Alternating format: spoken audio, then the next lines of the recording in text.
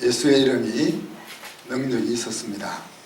안전뱅이 청년을 일어나 걷게 했고, 심지어 반대하는 종교 지도자들도 예수의 이름에 능력이 있음을 알았습니다. 그래서 예수 이름으로 말하지 말고 가르치지도 말라고 베드로와 요한을 협박했죠.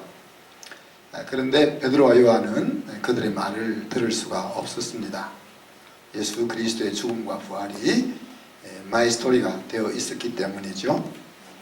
그들에게는 사람의 소리보다 하나님의 소리가 크게 들리게 되었던 것입니다.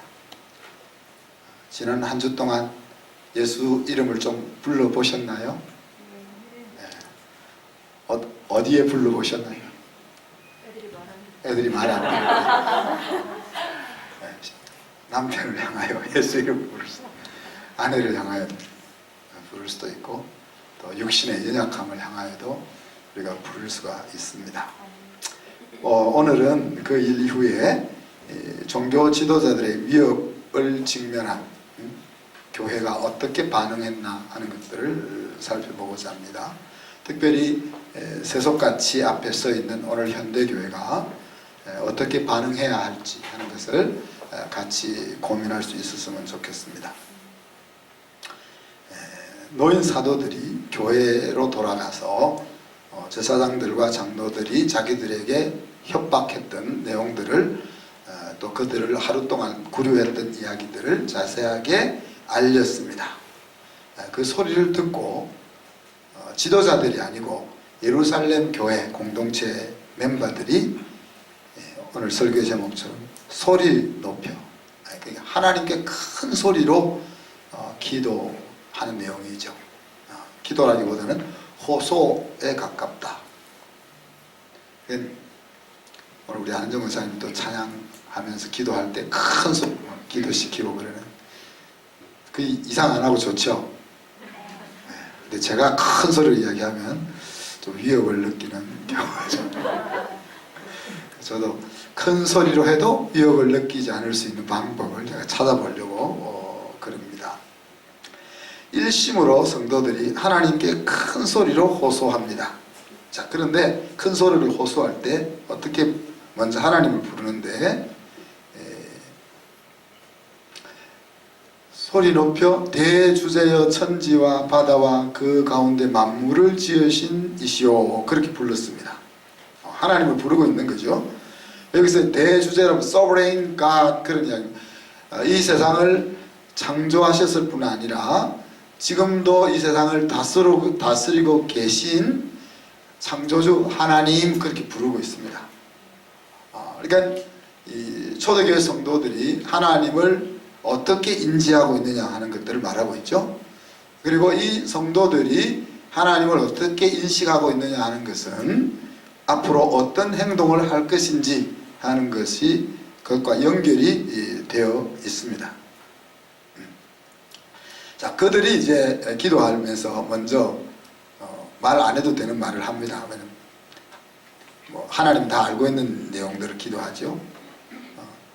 하나님께서 이미 예언해 주셨던 대로 예수 그리스도를 대적하는 일들이 일어났습니다.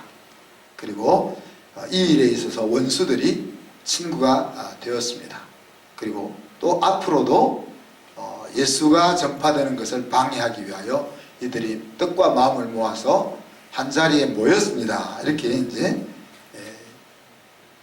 이상한 일이 아니고 예고되었던 일이 일어났다 하는 것을 하나님 앞에 알리죠.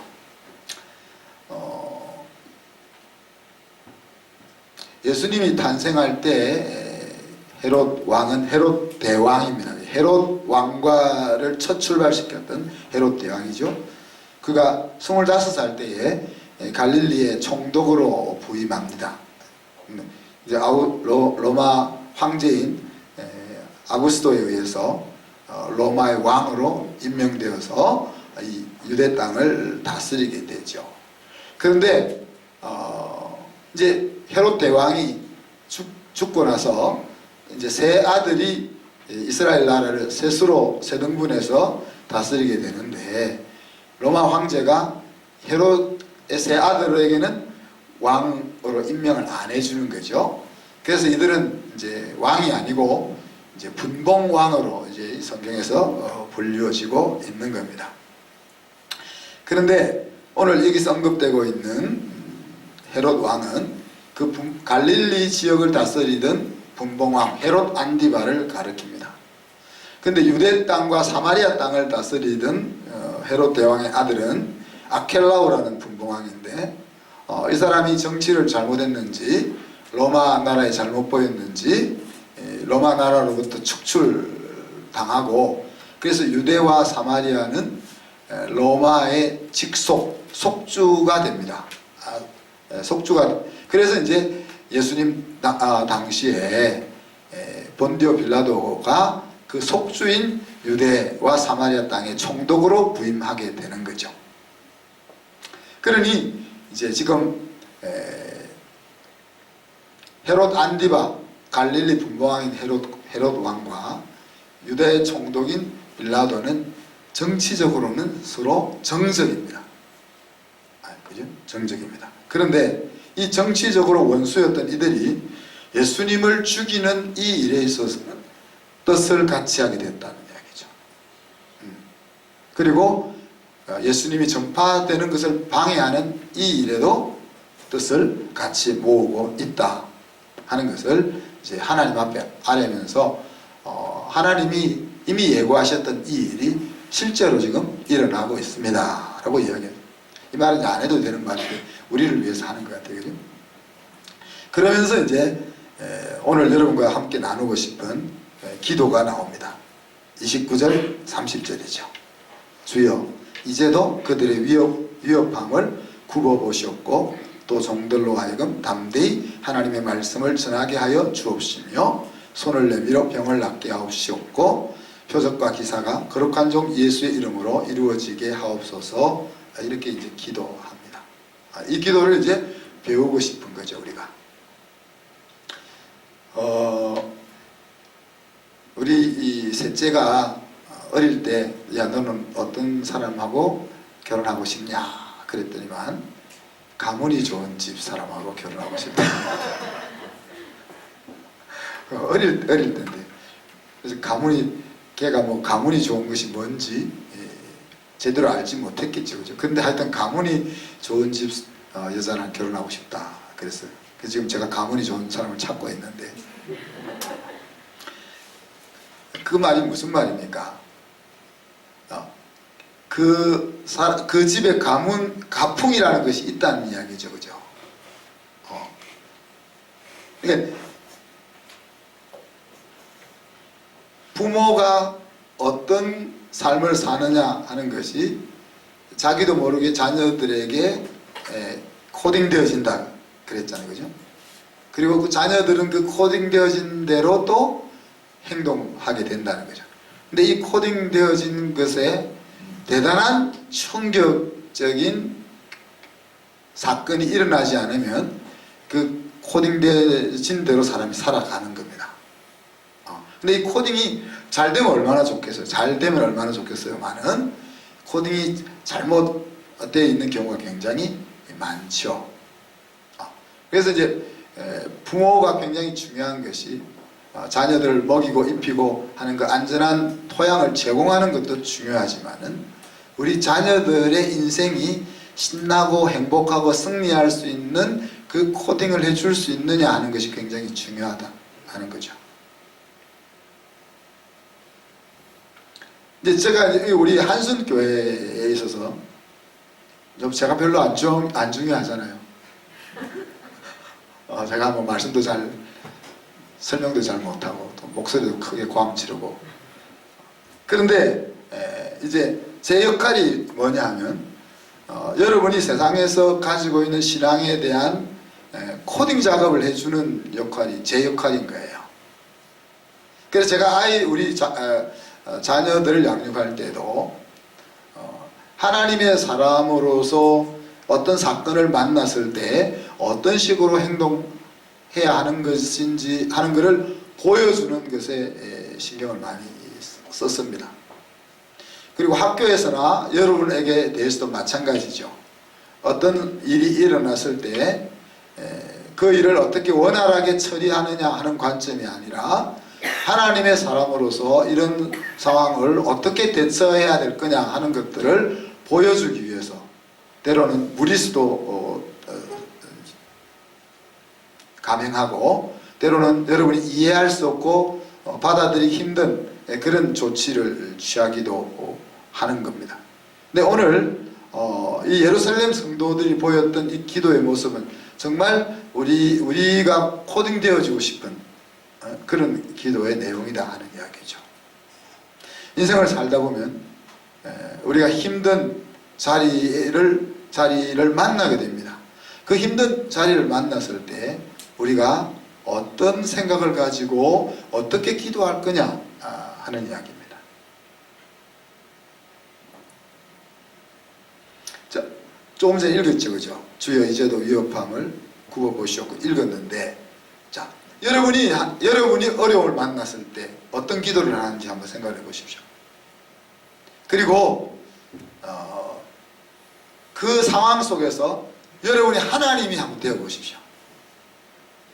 여러분이 하나님이 되어 가지고 여러분이 드리고 있는 그 기도를 듣고 있다고 한번 생각해 보십시오.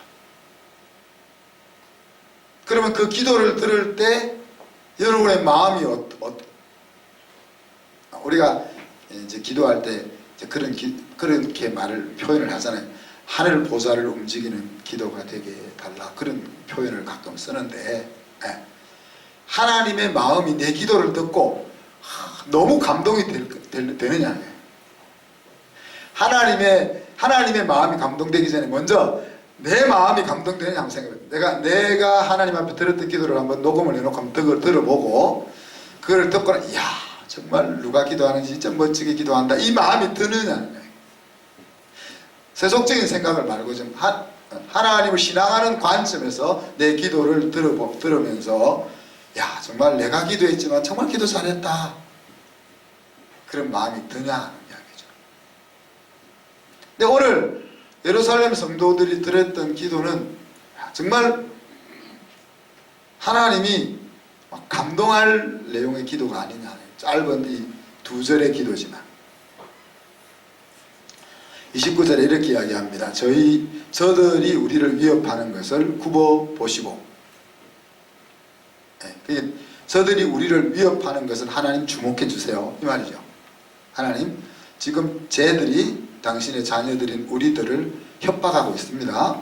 하나님 이 장면에 당신이 서 계셔야 됩니다. 그리고 이 장면을 주위에서 보세요. 이 장면 속에서 우리가 할 일이 있습니다. 보통 이렇게 협박을 받으면 위축되거나 하던 일을 접을 거지만은 우리는 그렇게 하지 않고 다른 행동을 취할 겁니다. 하나님 이 장면을 주시해서 보세요. 이렇게 기도하고 있는 거예요.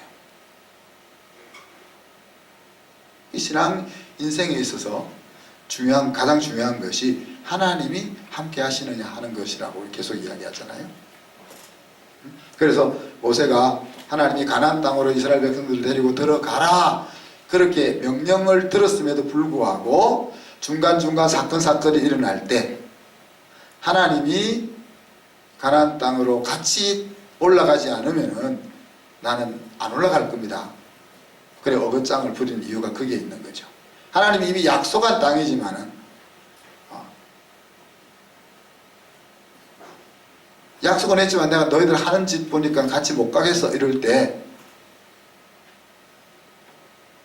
그렇지만 내가 약속했으니까 그 땅을 너희들이 얻게 할 거야 그래 올라가 그렇게 말씀하지만 모세는 당신이 안 가, 같이 안 가면 나 안 갈 거예요.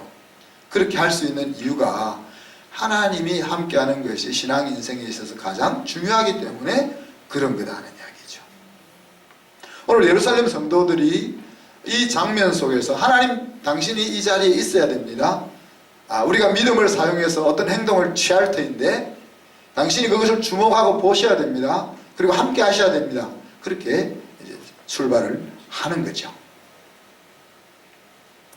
그러면서 기도의 핵심 내용은 2가지입니다. 하나는 종들로 담대히 하나님의 말씀을 전하게 달라 하는 거죠. 자, 이미 우리는 이 위협 앞에서 사람의 말을 듣는 것이 아니라 하나님의 말을 듣는 것이 옳다고 마음을 정했어요. 그리고 그 일을 행하려고 합니다. 그래서 그 일을 행할 수 있는 힘과 용기를 우리에게 불어넣어 주세요. 어려움에서 건져주세요. 너무 힘드니까 피하게 해주세요. 이것이 아니죠. 자, 여러분이 이제 어려움을 만났을 때 하나님 어려워요, 도와주세요, 그 기도가 잘못됐나요? 이행자는 잘못됐나요? 권하유사님, 하나님 나 이 일은 좀 피하고 싶어요, 이렇게 기도하면 잘못된 기도인가요? 네, 잘못 안 됐죠. 우리가 그렇게 기도할 수 있어요. 우리 어려움을 만났을 때 하나님 이 어려움에서 나를 건져주세요. 하나님 나 감당이 안 됩니다. 우리 신랑은 감당이 안 됩니다. 내가 좀 피하게 해주세요. 이렇게 기도할 수 있어요. 그죠? 그렇게 기도한다고 하나님이 뭐라고 하지 않아요. 그죠? 사람이라면 누구나 그렇게 기도하겠죠. 그죠? 그렇지만 오늘 이 예루살렘 성도들은 그렇게 기도할 수가 없는 거예요. 하나님 지금 이 위협을 받고 있습니다. 잠깐 복음 전하는 일을 멈추겠습니다. 아니면 쟤들이 다른 지역으로 부임지를 바꾸게 해주시든지 뭐 그렇게 하지 않고 우리는 그럴 수가 없습니다 라고 나온 이유가 뭡니까? 계속 이야기하고 있지만은 예수님의 부활과 성령의 강림이라는 사건이 그냥 히스토리에 머물러 있는 것이 아니고 마이 스토리로 자리 잡고 있으니까 그렇게 안 할 수가 없는 거예요. 피하게 해주세요, 어려움을 이길 수 있게 해주세요 라는 기도를 할 수가 없는 거예요. 이때야말로 믿음을 사용해야 될 시점이고 하나님의 나라가 능력 있게 선포될 기회다 하는 것을 그들이 인지하는 거죠. 그렇지만 육신으로는 하기가 쉽지 않다는 것을 알기 때문에, 그렇지만 쉽지 않지만은 이때를 위해서 자기들이 있다는 것을 또 알기 때문에 힘과 용기를 달라고 그렇게 기도를 하고 있는 거죠. 모르드게가 에스더를 향하여 뭐라고 이야기합니까? 야, 너가 왕비가 된 것이 이때를 위함인지 어찌하냐? 하만의 모략으로 이스라엘 민족이 다 멸절되게 된 그 상황 속에서 너는 왕비가 되어서 왕궁에서 목숨에 위험 없이 잘 지내고 있을지 모르지만, 그러나 너가 왕비가 된 것이 지금 이때 왕에게 베개성사를 하라고 그 자리를 준 것인지 어떻게 아냐? 그렇게 지금 도전을 하고 있는 거죠. 육신의 어려움보다 하나님의 나라가 백성들에게 임해서 백성들이 하나님에게로 돌아오고 인생을 회복하게 하는 그것이, 그래하여 하나님의 영광이 드러나게 되는 그것이 더 중요하다 하는 것을 예루살렘 성도들은 인식하고 있는 거예요.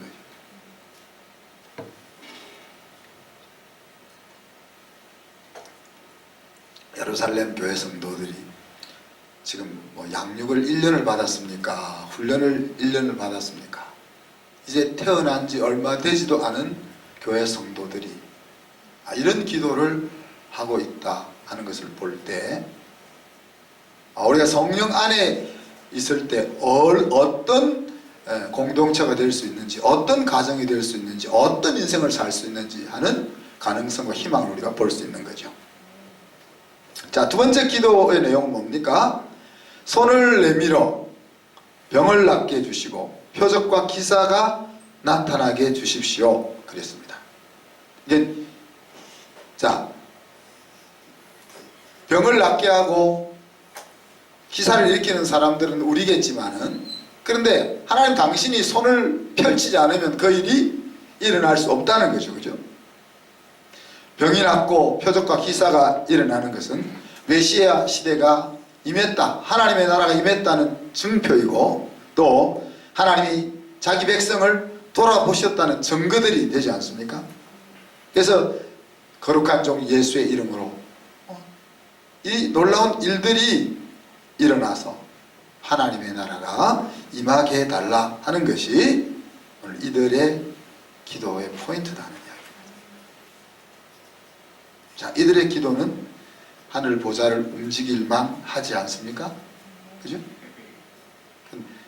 자기들이 기도해놓고도 돌아봤으면은 야, 우리가 어떻게 이런 기도를 할 수 있었을까 할 정도의 기도를 이들이 하고 있습니다.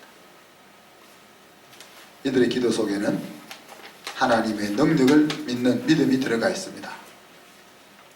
그죠?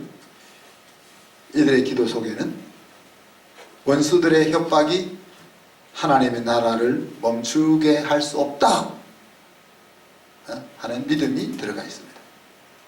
이들의 기도 속에는 부활하신 예수님이 성령으로 함께 하신다는 것에 대한 확신을 가지고 있음이 포함되어 있습니다. 이들의 기도 속에는 언제 믿음을 사용해야 될 것인지 하는 것을 분명히 알고 있다는 것이 나타나고 있는 것입니다. 자, 이들이 이렇게 기도할 때 그 결과가 어땠습니까? 모인 곳이 진동했다.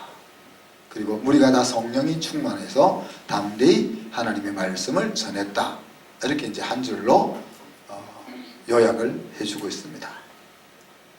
자, 하나님이 지진을 일으켜 가지고 예루살렘 지역이 흔들렸을 수도 있고, 아니면은 그 집만, 그들이 기도하고 있는 그 집만 흔들렸어도 바람을 불어서 흔들리게 했을 수도 있고, 어떻게 흔들렸는지는 알 수 없지만은 기도하는 예루살렘 성도들이 하나님이 이 기도를 기쁘게 받으셨다 하는 것을 확인할 수 있도록 증거를 보여 주시죠. 그죠? 하나님이 함께 하시고 하나님이 이 기도를 승인했다 하는 것을 확인해 주셨다는 이야기입니다. 그리고 기도한 성도들은 성령 충만해서, 이게 성령에 사로잡혀서 성령의 능력으로 기도한 대로 행동에 옮기고 있습니다. 그들이 담대히 이 위협 가운데서 우리 위축되거나 미루거나 주저하지 않고 원래 우리가 하려고 했던 그 사명을 담대하게 지속할 수 있도록 해달라고 기도했는데, 기도하자마자 그들이 즉시 그 일을 시행하고 있다는 이야기입니다.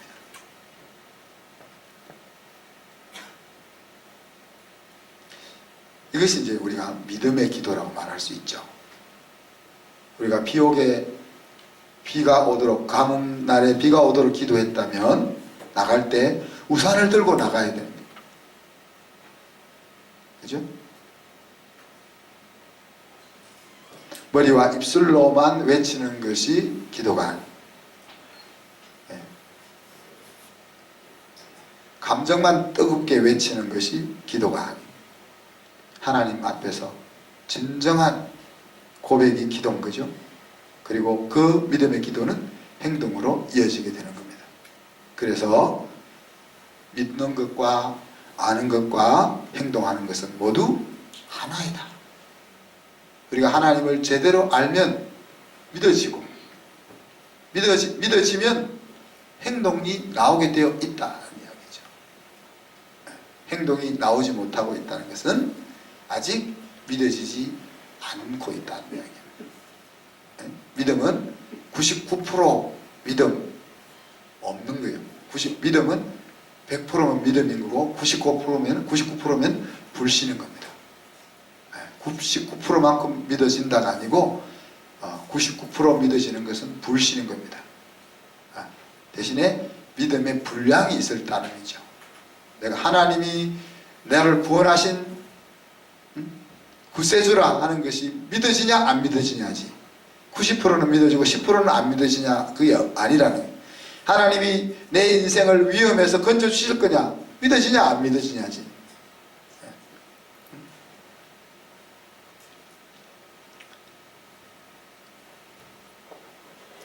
오늘 이들의 기도를 통해서 저는 우리 성도의 신앙의 두 가지를 같이 정리하고 싶습니다. 하나는 성도는 위협을 넘어서 있는 존재다 하는 겁니다. 왜? 모든 인류의 최후의 원수는 죽음이라 그랬잖아요.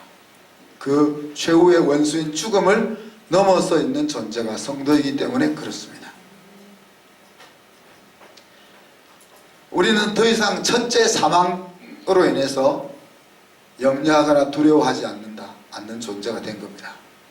첫째 사망은 하나님 앞으로 가는 유일한 관문이기 때문에 그렇습니다. 어떻게 죽어도 복된 죽음인 거죠. 사고가 나서 죽거나 내 생명의 수를 다 누리고 죽거나 어떤 모양으로 죽어도 복된 죽음이 성도에게 주어져 있는 첫째 사망입니다.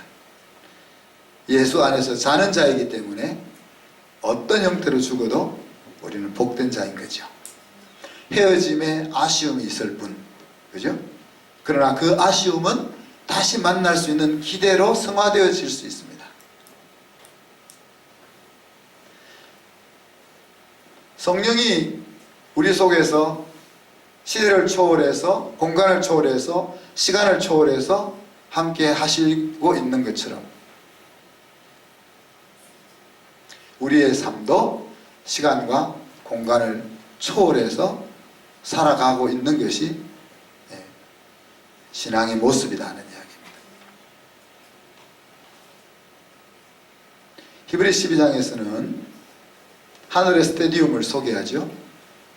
우리의 믿음의 선배들이 첫째 사망을 거쳐서 어느 곳에 조용히 잠자고 있는 것으로 묘사하지 않고 스테디움, 운동장 옆에 둘러서 있는 스테디움에 앉아서 또 일어서서 운동장에서 뛰고 있는 우리들을 응원하고 있는 것으로 묘사하고 있습니다.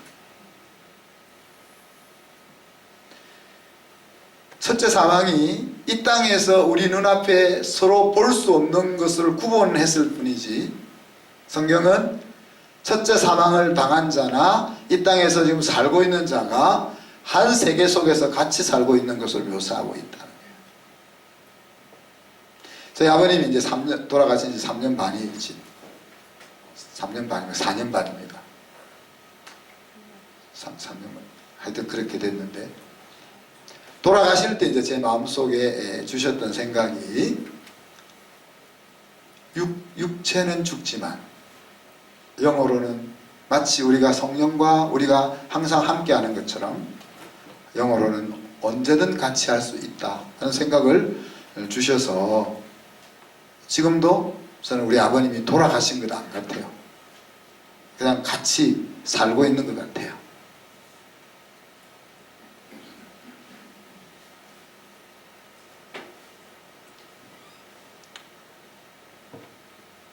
성도는 위협을 넘어서 있는 존재고 둘째 사망에서도 자유한 존재입니다.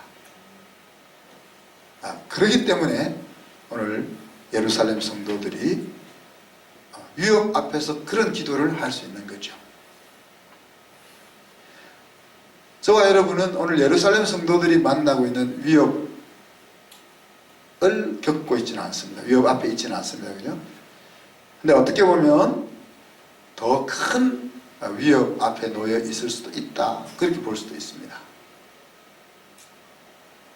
우리가 가난할 때는 먹고 사는 일 해결하면은 인생이 행복한 시대였습니다.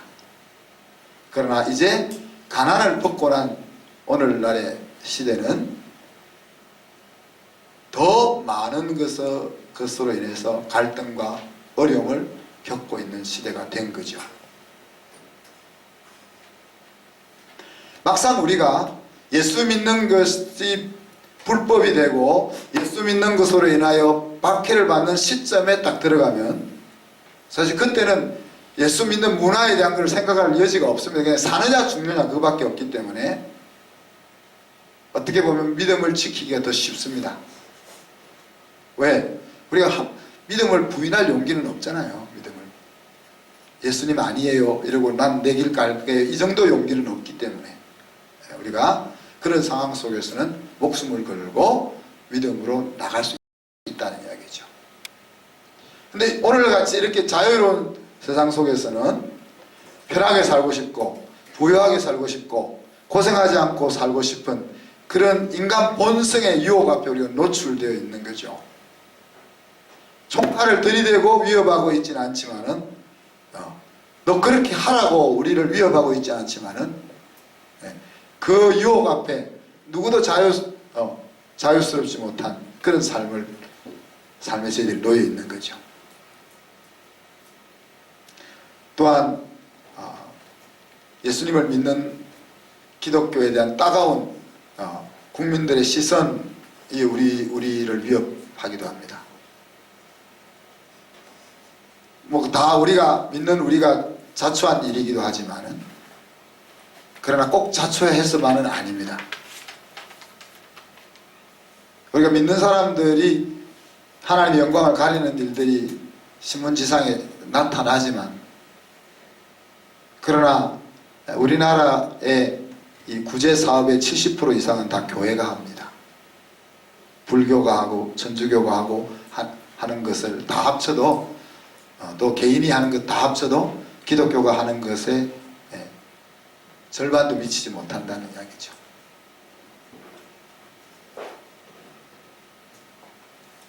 세상에서 여러분들 사람들을 만나서 보면 그래도 예수 믿는 사람이 조금은 나은 거 안 같아요?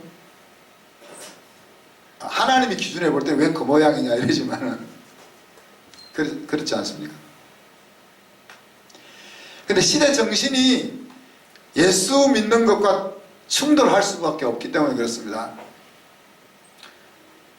기독교는 예수님의 이름이 아니면 너희는 너 인생의 승리를 할 수 없어. 한마디로 이야기하면 그거잖아요. 예수님을 통해서 너희들의 인생의 행복과 승리를 얻을 수 있어 라고 이야기하고 있고,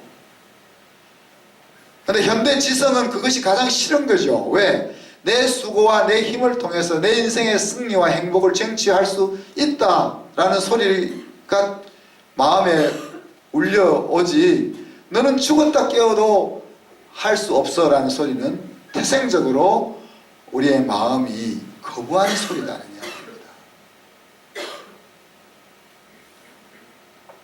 뿐만 아니라 우리는 세속가치의 유혹 앞에 매일매일 더 많이 위협을 받고 있습니다. 이런 상황 속에서 오늘 우리가 예루살렘 성도들 같은 기도를 할 수 있을까 생각을 해보는 거죠. 두 번째 또 한 가지 생각해 볼 것은 우리 성도들에게는 대주제이신 아버지가 있다는 겁니다.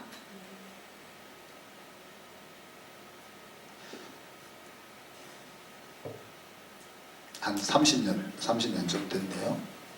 이제 저희 아버님이 이제 부산의 수영로교회에서 사무장을 하실 때입니다. 하실 때인데 이제 그 교회 장로님 한 분이 목사님을 모함해가지고 이제 목사님을 감옥에 집어넣으려고 그런 일이 있었어요.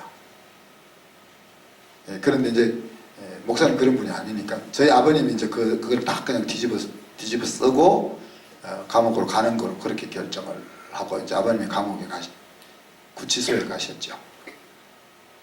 거기서 한 45일 정도 있다가 죄 없음으로 이제 나오게 되셨는데, 그래서 그때 제가 그 소식을 듣고 170km를 밟아서 서울 부산 3시간 만에 갔어요. 그리고 그때 이제 뭐 교회가 몇만 명 모이는 큰 교회니까 뭐 판사들도 있고 변호사들도 있고, 그래서 또 목사님이 그렇게 당하는 일이니까 아버님을 변호하기 위해서 여러 변호사들이 이렇게 선임을 해서 도와주고 있지만은 제가 어떤 것을 딱 본, 짜고 치는 고스톱 같은 판을 본 거예요. 아무리 변호사가 잘해도 그 판사와 그 법조 세계가 네트워크가 되어 있는 그것이 무너질 수 없는 네트워크가 있는 것을 본 거죠. 우리 시골에서 살던 아이들이 서울에 올라와 가지고 자기 엄마 아빠는 죽도록 일평생 고생해도 대학 학자금 될 수 없어 가지고 소 팔고 밥 팔고 이래 가지고 학자금을 대는데 여기 올라와 보니까 아파트 막 투기해 가지고 몇 년 만에 몇 억씩 벌고 그런 거를 보니까 속이 뒤집어지니까 데모가 일어나면 그냥 앞장서서 못 모르고 나가는 그런 일이 일어나는 거죠. 그 사회의 그런 구조적인 부조리를 보게 되면은 정말 답답한 거죠. 그래서 어디에도 호소할 수 없는 그 답답함을 그때 제가 잠깐 경험했습니다. 그런데 지금 그런 애로사항을 만났을 때 아무데도 호소할 곳이 없는 것이 아니고 우리는 이 온 우주 만물의 주인인 하나님에게 호소할 수 있다는 거죠. 네. 우리가 대통령에게 호소해도 안 되고 뭐 판사에게 호소해도 안 되고 사장님에게 호소해도 안 되고 목사님에게 호소해도 안 되고 안 돼도 그것보다 더 최고 권위자인 그분에게 호소하면 될 수 있는, 들어주실 수 있는 그분이 우리의 아버지로 있다 하는 것을 오늘 이 예루살렘 성도들이 알고 있는 거죠.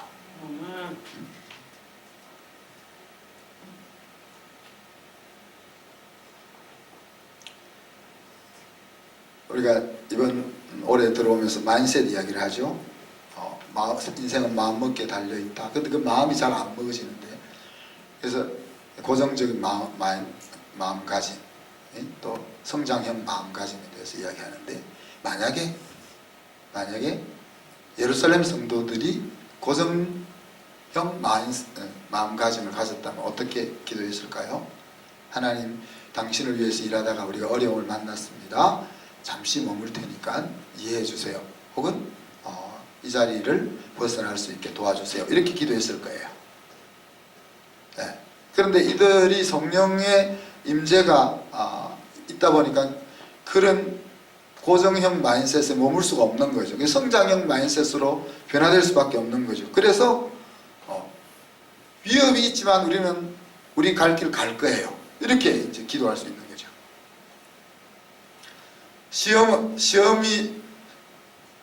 시험을 대부분 힘들어 하잖아요.